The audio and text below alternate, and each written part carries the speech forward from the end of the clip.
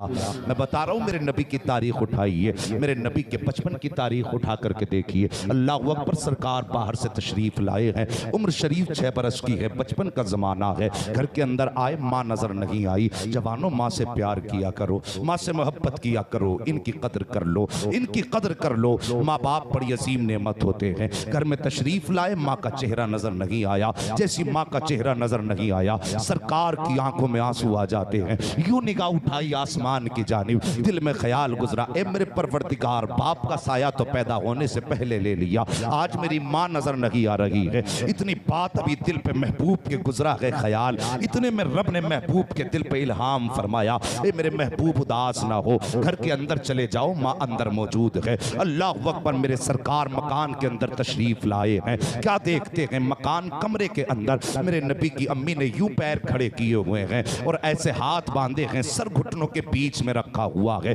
आक़ा करीम तशरीफ लाए, जैसे अंदर आए हैं, माँ आहिस्ता आहिस्ता हिचकी भर के आंसू बहा रही थी। अल्लाह अकबर, मेरे नबी ने माँ को रोते हुए देखा, आए और माँ के गले में यूं हाथ डाले हैं, अपने घुटने मुस्तफ़ा ने जमीन पे रखे हैं और रखने के बाद इरशाद फरमाते हैं, माँ रो रही हो। इतना कहना था, तुमने भी देखा होगा जब कोई छुप के रोया करता है और उसके पीछे से कोई हाथ रख दे और कहते क्यों रो रहे हो, तो अब उसको लगता है कोई तसल्ली देने वाला आ गया है। फिर जब्त के बंधन टूट जाते हैं, फिर वो चीख मार के रोना शुरू कर देता है। जैसे मेरे नबी ने कहा था, माँ रो रही हो, इतना सुनना था, माँ के जब्त के बंधन टूट जाते हैं। जो दर्द हिचकियों में था आहों में बदल जाता है, जो दर्द सर्द आह में था फिर वो चीखों में बदल जाता है। मेरे नबी ने अपनी माँ को सीने से लगाया। अब आलम यह था मेरे सरकार का, माँ को रोते हुए मेरे सरकार ने देखा है। आक़ा करीम अपने लबों को लेकर के गए और जाने के बाद मेरे सरकार ने अपने होठ माँ के होठ पे रख दिए हैं और गले में हाथ पड़ा है। अब सरकार भी माँ के साथ आंसू बहा रहे हैं, सरकार इस दर्द के साथ रोए हैं। क्या करीम के आंसू माँ के रुखसार पे गिर रहे हैं और माँ के आंसू सरकार के रुखसार पे गिरते जा रहे हैं। अल्लाह अकबर, तवज्जो करना प्यारे, सरकार जब इस दर्द के साथ रोए हैं, आक़ा करीम के आंसू गिरे हैं, माँ ने बेटे के सर पे हाथ रख के कहा, लख्ते जिगर तुम क्यों रो रहे हो। मेरे नबी ने कहा था, माँ बता तो सही रोने की वजह क्या है। उसके बाद आका ने अगला जुमला इरशाद फरमाया था, ए माँ इसलिए रो रही हो कि खुदा ने तुम्हारे बेटे को यतीम बनाया है, या इसलिए रो रही हो कि तुम्हारा बेटा कमजोर है, या इसलिए रो रही हो कि तुम्हारा बेटा छोटा है। आका करीम फरमाते हैं, ए माँ अगर ये सोच करके रो रही हो कि तुम्हारा बेटा कमजोर है तो आप इशारा फरमाइए, अगर आप कहेंगी तो आपका बेटा आसमान से चांद सितारों को तोड़ करके कदमों में लाके डाल देगा। जैसी इतनी बात सुनी है, माँ ने लख्ते जिगर को सीने से लगाया, नूरी नजर को प्यार किया, इरशाद फरमाती है, बेटे मैं इस वजह से नहीं रो रही हूँ कि तुम खुदा ने तुझे कमजोर बनाया है, बल्कि आज मुझे तेरे गुजरे हुए बाप अब्दुल्ला की याद आ गई है।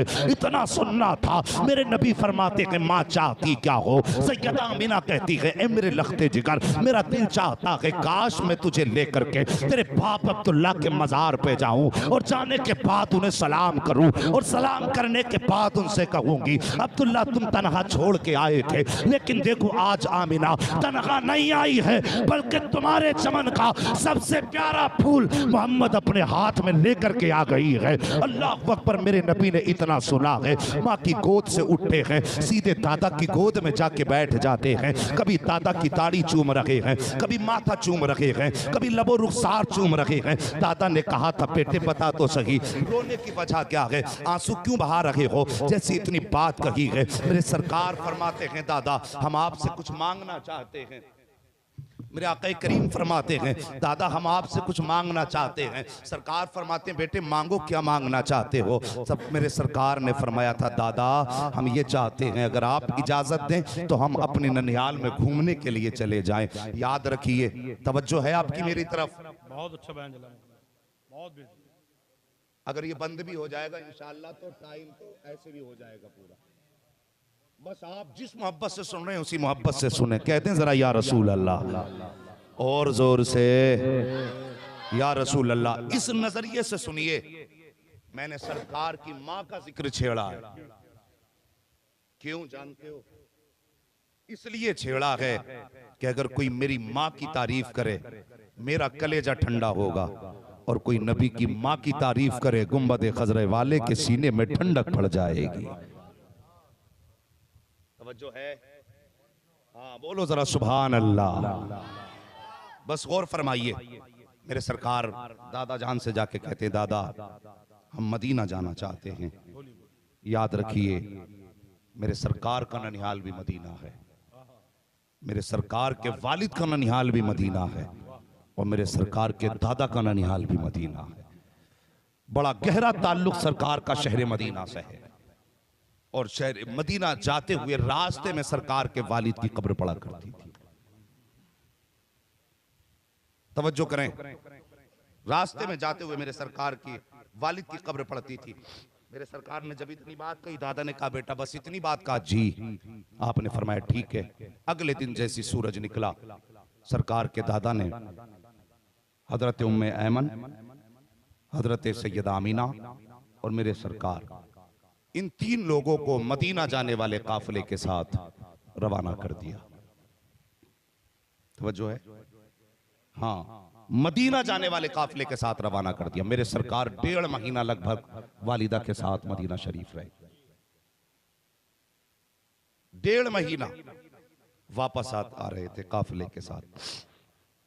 मकाम अब्वा में पहुंचे, वालिद की कब्र पे हाजिरी दी। वापस पलट रहे थे कि सैयद आमीना की तबीयत खराब होने लगी। वो जवानों, आज हमारे माँ बाप बीमार होते हैं तो हम माँ बाप की बात सुनने तक के लिए तैयार नहीं होते।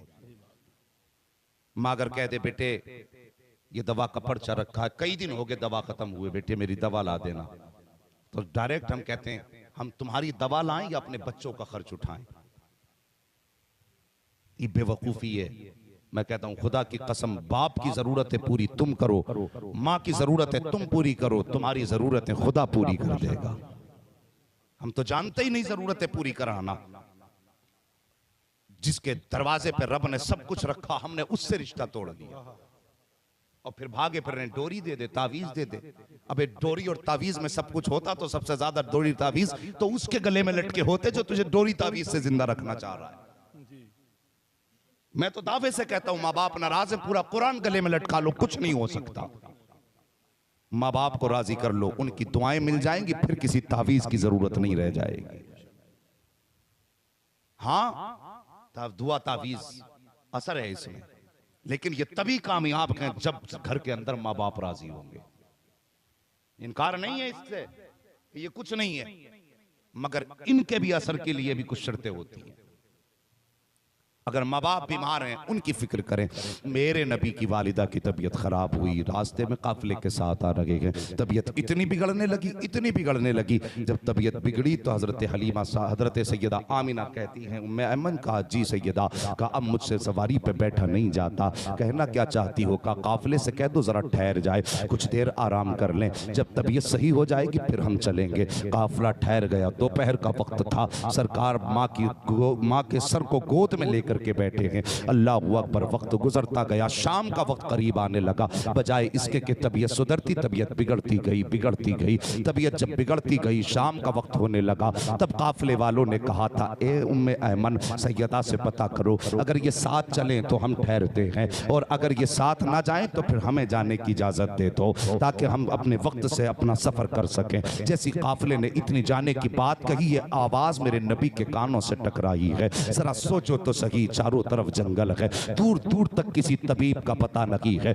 एक 6 साल का बच्चा है, एक खातून उम्मे ऐमन है, और काफिला है कि जाने की बात कर रहा है, सूरज है कि छुपने लगा है, काफिला अपने सफर की तैयारियों में है। मेरे नबी ने माँ का चेहरा देखा, आंख में आंसू आ गए। माँ ने कहा, बेटे इन्हें जाने की इजाजत दे दो। जब काफिले को जाने की इजाजत मिली, काफिला जाने लगा। अल्लाह अकबर। 6 साल की उम्र मेरे सरकार की है। एक निगाह जाते हुए काफिले पे डाल रहे हैं, दूसरी निगाह छुपते हुए सूरज पे डाल रहे हैं, और माँ के सर को गोद में रख के मेरे नबी बैठे हुए हैं। जब तबीयत खराब होना शुरू हुई है, मेरे नबी माँ के बालों में हाथ डाल रहे हैं। फरिश्तों ने कहा था, या अल्लाह इजाजत दे दे, हम तेरे महबूब की माँ की खिदमत के लिए चले जाएं। कुरान जन्नत ने कहा था, रब इजाजत दे दे। रब ने फरमाया था, नहीं, मेरे महबूब का मामला है। अल्लाह अकबर। अब मंजर जरा मुलाहिजा कीजिए, काफिला चला जाता है, तबीयत बिगड़ने लग जाती है। अचानक हजरत हलीम, हजरत सैयदा आमीना अपनी आंखों को खोलती है और खोलने के बाद हजरत उम्मे ऐमन की तरफ देखती है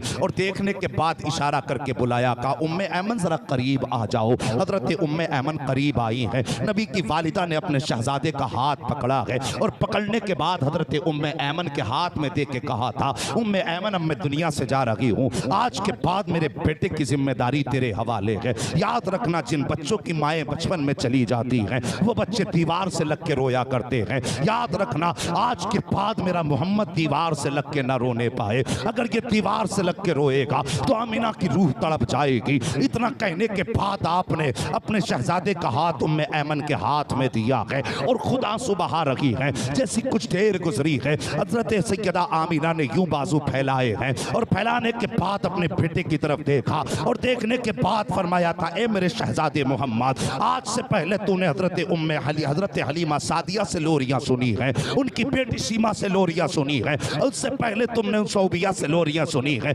आज आखिरी बार अपनी माँ सैयदा आमीना से लोरियां सुन लो।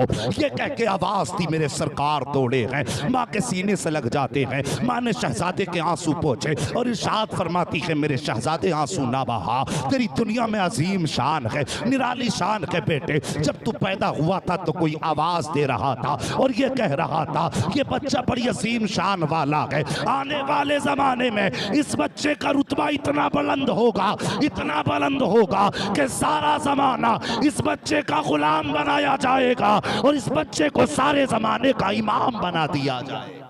नारे तकबीर, नारे रिसालत, उलमा अहले सुन्नत, शाने मुस्तफा। फरमाया, बेटे आंसू ना बहा। आप बातें करते करते बेहोश हो गई। मेरे नबी ने मां के सर को संभाला, गोद में रखा, एक हिचकी सैयदा आमीना ने ली और रूह कफ़स उनसरी से परवास कर गई। जब मां का विसाल हुआ, फरिश्तों में कोहराम मच गया। या अल्लाह, ये क्या मामला है? बाप का साया तो पैदा होने से पहले ले लिया और अब माँ को भी 6 साल की उम्र में ले लिया। रब ने फरमाया, मेरा महबूब है। फरिश्तों ने कहा, या अल्लाह, महबूबों के साथ तो ऐसा नहीं किया जाता। तो रब ने फरमाया, फरिश्तों, जो मैं जानता हूं वो तुम नहीं जानते। फरिश्तों ने कहा था, या अल्लाह, इस रात से पर्दा हटा दे, हमें भी बता। रब ने फरमाया, मैंने माँ बाप का साया इसलिए ले लिया ताकि मेरे महबूब पे किसी का साया ना हो और सारे जमाने पे सिर्फ मेरे महबूब का साया होना चाहिए, इसलिए महबूब के सर से साया लिया। अल्लाह अकबर। मुहद्दिस देलवी फरमाते हैं, जैसी माँ ने अपने होठ बंद किए, सांसें थमी, मेरे नबी ने अपना मुंह माँ के मुंह पे रखा और रो के कहा, माँ और बोलो ना, माँ और बोलो ना। इतने में उम्मे ऐमन ने सरकार के कांधे पे हाथ रख के फरमाया, बेटे जो चले जाते हैं वो बोला नहीं करते। मुहद्दिस देलवी फरमाते हैं, 2 मरतबा उम्मे ऐमन ने कहा, सरकार ने फरमाया था माँ बोलो। फरमाते हैं, अगर तीसरी मरतबा नबी कह देते माँ बोलो तो फरमाते हैं कि मलकुल मौत को रूह वापस करना पड़ जाती, सैयदा आमीना को उठ के बोलना पड़ जाता। जिंदाबाद, नबी की शान है। अल्लाह अकबर। माँ का विसाल हुआ। उम्मे ऐमन बयान फरमाती, जवानों, जिनके माँ बाप दुनिया से चले गए, कभी कब्रिस्तान भी चले जाया करो, कभी उनकी कब्रों पे भी चले जाया करो। मेरे नबी ने फरमाया, जो जुमे के दिन अपने माँ बाप या माँ या बाप या किसी एक की कब्र पे जाएगा, मेरे नबी ने फरमाया हाजिरी देने जाएगा तो अल्लाह उसका नाम जन्नतियों के नाम में तहरीर फरमा देगा। जाया करो कब्रिस्तान, इसलिए कि वो तुम्हारा इंतजार करते हैं। ये अकीदा, ये सोच न रखा करो वो मर गए तो मिट्टी में मिल गए। अगर वो मिट्टी में मिल जाते तो मेरा नबी जुमे के दिन जाने का हुक्म न देता। और सोचो, जिसकी कब्र की मिट्टी देखने वाले को अल्लाह जहन्नमी है तो जन्नती बना देता है, तो सोचो जिसकी कब्र की मिट्टी देखने के इतने रुतबे बुलंद हो जाते हैं, उसका चेहरा देखने में अल्लाह कितने रुतबे बुलंद फरमाता होगा। गौर किया करो इन बातों पर। सिर्फ मीठी बातें हजम नहीं, कभी कड़वी भी हजम किया करो। चले जाया करो वक्त मिला करे तो कब्रिस्तान। अल्लाह अकबर। मेरे नबी हैं, उम्मे ऐमन बयान फरमाती हैं, कहती हैं उस वक्त का मंजर याद आता, कलेजा फटता है आज भी, जब मेरे नबी की वालिदा का इंतकाल हुआ। फरमाती चारों तरफ कोई न था, सिर्फ हम दो थे, सरकार थे और मैं थी। फरमाती हमने अपने हाथ से सरकार की अम्मी की कब्र बनाई, पत्थर हटा हटा करके। फरमाती फिर सैयदा आमीना को हमने उस कब्र के अंदर लिटाया। फरमाती मैं देख रही थी नबी पत्थर रखते जा रहे थे, आंसू बहाते जा रहे थे। उम्मे ऐमन फरमाती किसी बच्चे ने आज तक अपनी माँ की ऐसी कब्र नहीं बनाई होगी जैसी कब्र मेरे नबी ने अपनी वालिदा की बनाई है। फरमाती हैं कि सरकार अपने हाथ से पत्थर रखते जाते थे, आंसू बहाते जाते थे। फरमाती कब्र बन के तैयार हो गई और उसके बाद फिर मैंने नबी को हाथ पकड़ा और लेकर के जब चलने लगी, फरमाती हैं कि मैं पहाड़ी के टीले से जब उतरने लगी मैंने हाथ छोड़ दिया कि अब तो उतर जाएंगे। फरमाती मैं हाथ छोड़ के पहाड़ के दामन में आई, जब पीछे मुड़ के देखा तो सरकार का पता नहीं था। फरमाती मैं डर गई, मैं सोचने लग गई कोई जानवर तो नहीं ले गया, कहीं कोई परिंदा तो पकड़ के नहीं ले गया। फरमाती ये सोच करके मैं पीछे को दौड़ी। फरमाती जब मैं आई ना पहाड़ी की चोटी पर, फरमाती जब मेरी निगाह सरकार के ऊपर पड़ी तो कलेजा फटने लगा था। फरमाती मैंने देखा नबी माँ की कब्र से लिपट करके रो रहे थे। अल्लाह अकबर। उम्मे ऐमन फरमाती है मैंने ये मंजर देखा, कलेजा टुकड़े टुकड़े होने लगा था। मैं दौड़ करके गई, मैंने सरकार का हाथ पकड़ा, हाथ पकड़ के अपनी सवारी पर सरकार को बैठाया है और जब मक्के की तरफ लेकर के चली मेरे सरकार मुड़ मुड़ के अपनी माँ की कब्र अनवर को देख रहे थे। फरमाती वो अजीब मंजर था जिस वक्त मेरा नबी मुड़ मुड़ के माँ के कदमों को देख रहा था। एक दिन था कि नबी अपने हाथ से माँ की कब्र बना रहे थे और कब्रिस्तान में जाने से रोकने वालों, कब्रों के निशान मिटाने की बात करने वालों, कभी नबी की जिंदगी भी उठा के देख लिया करो ताकि तुम्हारे मुंह पे ताला लग जाए। मेरे नबी फरमाते, हजरत उम्मे ऐमन फरमाती है कि नबी मुड़ मुड़ के माँ की कब्र को देख रहे थे।